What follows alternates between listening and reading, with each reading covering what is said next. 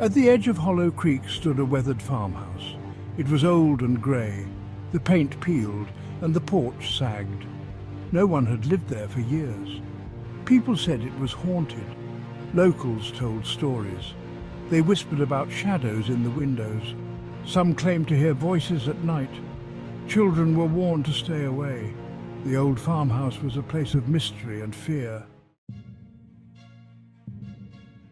Emily was different from others in Hollow Creek. She didn't shy away from the unknown. She embraced it. Urban legends always intrigued her. She loved the thrill of a good scare. Moving to a new town, she saw an opportunity. Every town had its secrets. This farmhouse was Hollow Creek's. Emily was determined to uncover them. She learned about the house from the locals. Each story fueled her curiosity. An old couple once lived there, they said. They vanished without a trace. No one knew what happened to them. The mystery deepened. Emily's resolve grew stronger. She had to see the farmhouse for herself. The sun was high when Emily first approached the farmhouse. She wanted to see it in daylight, to get a feel for the place before venturing inside. The closer she got, the colder it felt. A shiver ran down her spine.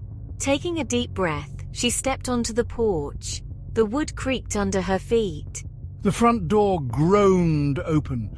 Dust swirled in the air, catching the sunlight. The air inside felt heavy, stale, like it hadn't been breathed in decades. Emily stepped inside. The house was silent. Yet she couldn't shake the feeling that she was being watched. Emily returned to the farmhouse that night. Armed with a flashlight, she stepped into the darkness. The house seemed different now, more alive. Every creak of the floorboards made her jump. The wind howled outside, rattling the windows. The shadows seemed to dance in the flickering beam of her flashlight. She reached the staircase. Slowly, she began to climb. Each step was met with a groan. It was as if the house was trying to warn her away. On the landing, she paused. Her heart pounded in her chest. And then she saw it. A shadow moved across the wall at the end of the hallway. Fear gripped Emily. She froze, her flashlight beam trembling.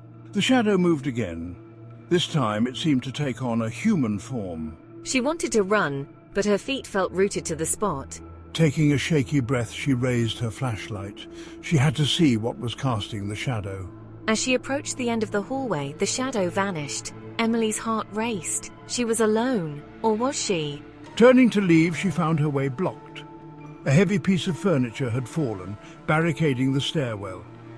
Emily was trapped on the second floor. A desperate escape. Panic surged through Emily. She was trapped, alone in the dark with something unknown. I have to get out of here. She pushed against the furniture, but it wouldn't budge. Her flashlight flickered, threatening to die. Desperation clawed at her. Then she remembered the window at the end of the hallway. Racing towards it, she fumbled with the latch. It was stuck. She pulled with all her might. Finally it gave way with a loud crack. Emily climbed out onto the roof of the porch below. She jumped down, landing on the soft earth. She didn't waste a second looking back. She ran until the farmhouse was out of sight. Uncovering the tragedy, Emily couldn't shake the feeling that something was wrong. The experience at the farmhouse haunted her. She needed answers. I have to find out what happened there. She started digging into the history of the house. She visited the local library, poring over old newspapers and town records. Finally, she found what she was looking for. The old couple who lived in the farmhouse were named Thomas and Martha. They had vanished without a trace 20 years ago. The police suspected foul play, but no one was ever arrested. The newspaper article mentioned a strange detail. A neighbor had reported seeing a shadowy figure in the farmhouse window the night the couple disappeared. The shadow follows. Emily couldn't get the image out of her head. The shadow in the window, the shadow she had seen in the hallway. Were they connected somehow? I can't stop thinking about it. She tried to forget about the farmhouse and its eerie history, but the experience had changed her. She couldn't shake the feeling that she was being watched. One night, Emily woke from a sound sleep. She felt a cold draught and heard a soft whisper. Emily. Her heart pounded in her chest.